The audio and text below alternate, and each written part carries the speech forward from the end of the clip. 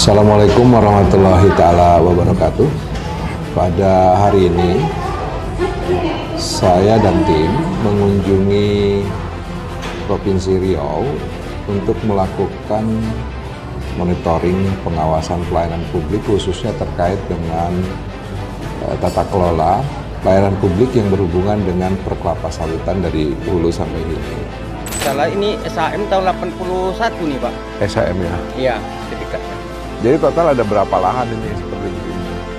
80 kakak petani Pak. 132 hektar lahannya. Untuk penguasaannya rata-rata udah melebihi 5 tahun belum Pak? Udah Pak, penguasaan lahan udah. Penguasaan lahan.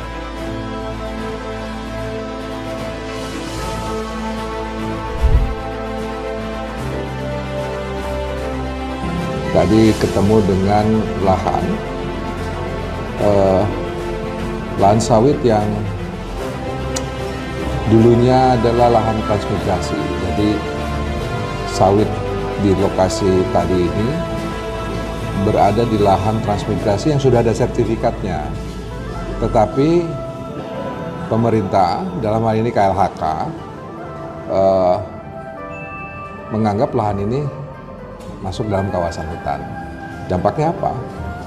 Petani sawit yang ada di sana tidak bisa mengikuti program PSR. Ya.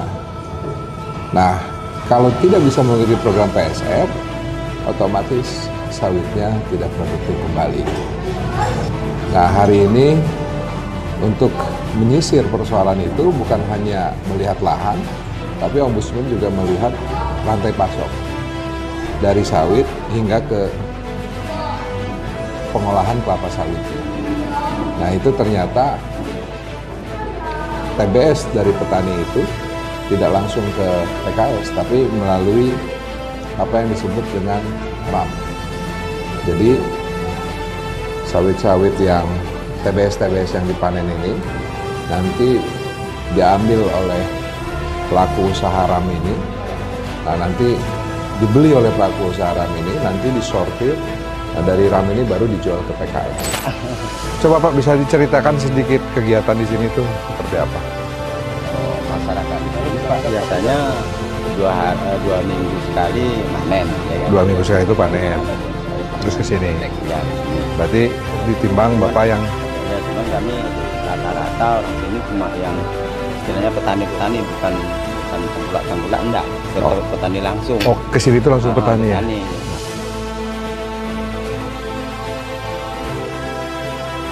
Nah, di sini juga ada isu. Isu yang penting adalah isu terkait persoalan banyaknya limbah. Karena banyak petani yang memanen TBS ini tanpa mengindahkan prosedur yang tepat. Setelah itu masuk ke PKS. Nah, di PKS ini tentunya yang paling penting adalah Ombudsman melihat bahwa petani ini yang paling penting harus mendapatkan harga yang layak. Nah, oleh karena itu, ternyata di PKS ini ada dalam tanda kutip persaingan antara PKS konvensional dengan PKS komersil.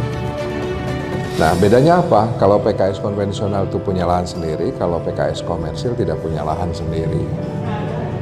Nah, petani yang mandiri lebih menyukai menjualnya ke PKS komersil. Nah, ini yang menjadi persoalannya.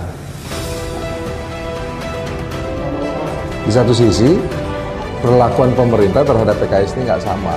Contoh misalnya, PKS konvensional harus punya mitra, tapi PKS komersil tidak punya mitra. Nah, ini berarti ada kesenjangan di situ yang harus kita tata dengan baik agar mereka semua ini bisa melayani petani dengan baik, terutama dalam apa? Memberikan kepastian harga jual yang baik. Yang kedua, memberikan insentif kepada petani agar terjadi perubahan perilaku dalam pola pemanenan, sehingga produk yang dijual oleh petani menjadi semakin berkualitas. Terima kasih. Wassalamualaikum warahmatullahi wabarakatuh.